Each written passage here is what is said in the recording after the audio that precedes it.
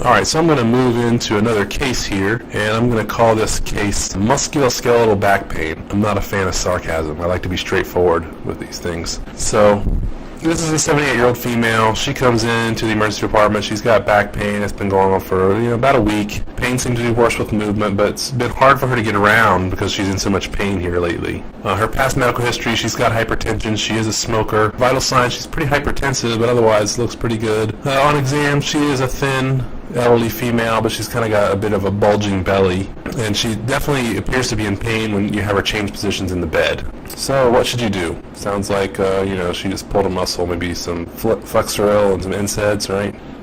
Of course you should do an ultrasound, right? She's got back pain, she's over 50. Even if it's musculoskeletal, you got to rule out life-threatening diagnoses, and you can easily do this at the bedside in seconds. And what she got? She's got 5.5 centimeter abdominal aortic aneurysm. How acute is it? Is it really the cause of her back pain? Not real clear, but because we saw this aneurysm, patients having pain, made us decide to go ahead and send her for a CT scan to look for any leak, and also gave us a good look at her spine.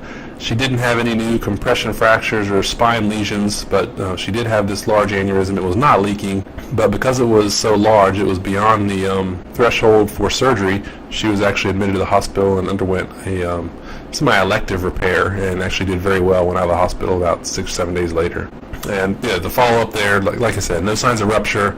She was admitted for repair and actually did very well. So just lessons here. If you're not thinking of it already, think about the aorta, and anybody with abdominal flank back pain, especially if they're over 50 or so, if they've got these complaints, you need to be looking at their aorta. And not just the back flank abdominal pain, but also anybody that's in shock or cardiac arrest, or if they've got any evidence of embolic phenomenon.